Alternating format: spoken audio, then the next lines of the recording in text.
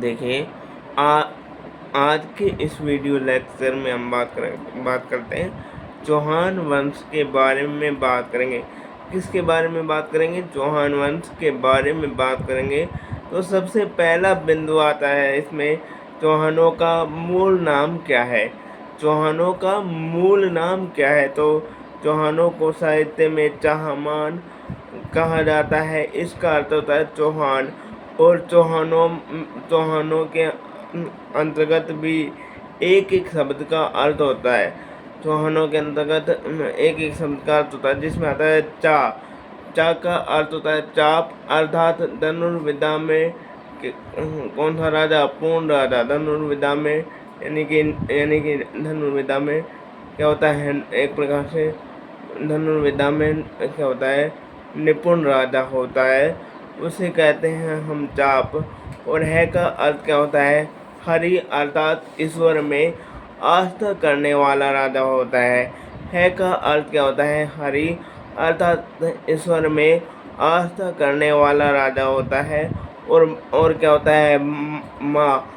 माँ का अर्थ होता है मान, अर्थात अतिथियों का मान सम्मान करने वाला राजा। और शरणार्थियों को शरण देने वाला राजा होता है माँ का अर्थ। और नय का अर्थ होता है क्या? पॉलिसी होती है, नीति होती है, अर्थात वह राजा जो नीति या योजना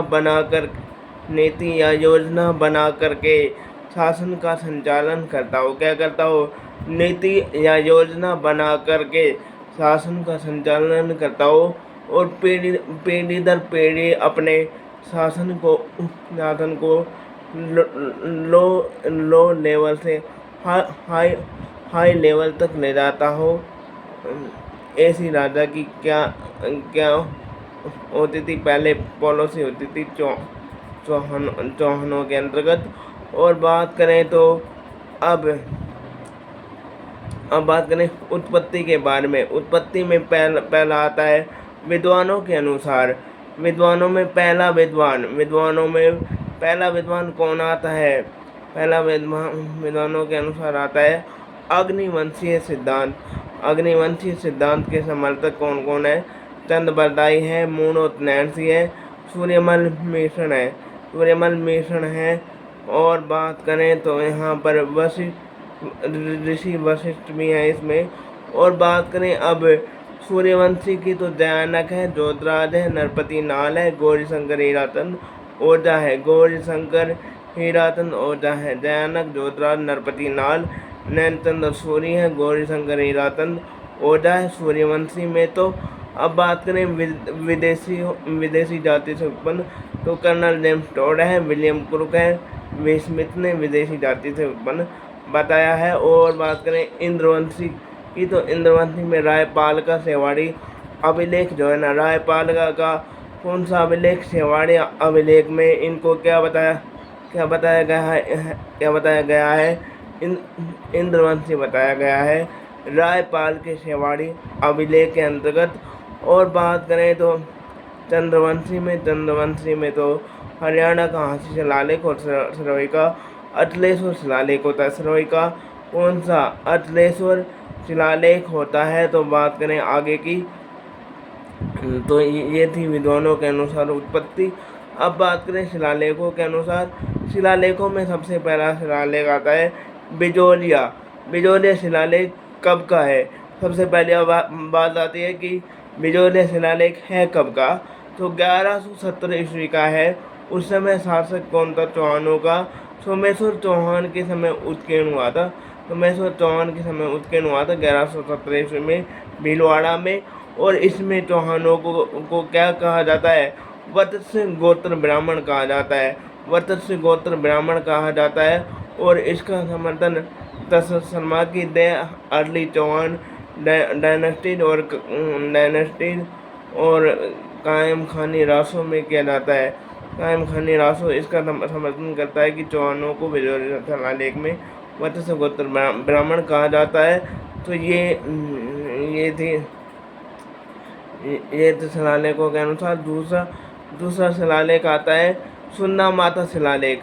सुन्ना माता शिलालेख कहाँ पर है? जालोर में है। सुन्ना माता शिलालेख जालोर में है और 1262 ईस्वी का है। और कब का है? 1262 ईस्वी का यह शिलालेख है। 1262 ईस्वी का यह शिलालेख है, जालोर का सुन्नामता शिलालेख। और इसमें चौहानों को वशिष्ठ मुनि की आंख से उत्पन्न बताया गया है। वशिष्ठ मुनि की आंख से उत्पन्न बताया गया है इनको, चौहानों को। किसमें? सुन्नामता शिलालेख, जो कि जालोर में है, 1262 ईस्वी का है, 1262 ईस्वी का है। तो ये थे शिलालेखों के अनुसार। तो अब बात करें संस्थापक की, तो शाकंभरी सपाट लक्ष्य या सांबर के चौहानों का संस्थापक वासुदेव चौहान है। और इसमें एक शब्द आया है सपाट लक्ष्य। सपाट लक्ष्य का अर्थ होता है 1.25 लाख गाँव का एक समूह होता है। 1.25 लाख गाँव का एक समूह होता है सपाट लक्ष्य, जो है ना, 1.25 लाख गाँव का एक समूह होता है सपाट लक्ष्य, जिसे हम कहते हैं 1.25 लाख गाँव का समूह होता है। और इसका नाम है शाकंभरी सपाट लक्ष्य। और शाकंभरी देवी या आशापुरा माता, जो है ना, चौहानों की कुल देवी है। और आराध्य देव है हर्षनाथ जी। आराध्य देव कौन है? हर्षनाथ जी इनके आराध्य देव हैं। ये मोस्ट इम्पोर्टेंट करके रखेगा कि पूछ ले कि मतलब कि चौहानों का आराध्य देव कौन है, तो हर्षनाथ जी हैं। और इसके बाद में बात करें तो चौहानों की कुल देवी कौन है? आशापुरा या शाकंभरी माता। आशापुरा या शाकंभरी माता इनकी कुल देवी हैं। और संस्थापक की बात करें तो संस्थापक में लिखेंगे वासुदेव चौहान ने 551 ईस्वी में सांबर के आसपास के क्षेत्र को विजित कर चौहान साम्राज्य की क्या डाली? नींव डाली। इसलिए चौहानों का कौन सा पुरुष? आदि पुरुष, मूल पुरुष, संस्थापक या पिता या क्या कहते हैं, या फिर जनक कहते हैं इनको, वासुदेव चौहान को यहाँ पर। और बात करें संस्थापक के बाद में कौन आता है? इनकी प्रसिद्ध शाखा कौन कौन थी? चौहानों की शाखाएं कहाँ पर है? तो सबसे पहले चौहानों की शाखाएं कहाँ पर हैं? सबसे पहले आती हैं सांबर के चौहान। सांबर के चौहानों का संस्थापक कौन है? वासुदेव चौहान, नंबर 1। नंबर 2 पर बात करें तो कौन है? दूसरे नंबर बिंदु पर कौन है? तो बात करें सांबर के बाद में आते हैं नाडोल के चौहानों का संस्थापक कौन है? लक्ष्मण देव चौहान है। 960 ईस्वी में इन्होंने की थी यहाँ पर नाडोल में चौहान वंश की जो है स्थापना। लक्ष्मण देव चौहान है नाडोल के। सांबर के वासुदेव चौहान है। और अजमेर के कौन है? अजयराज है। ध्यान दीजिएगा, अजमेर के कौन है? अजयराज है यहाँ पर।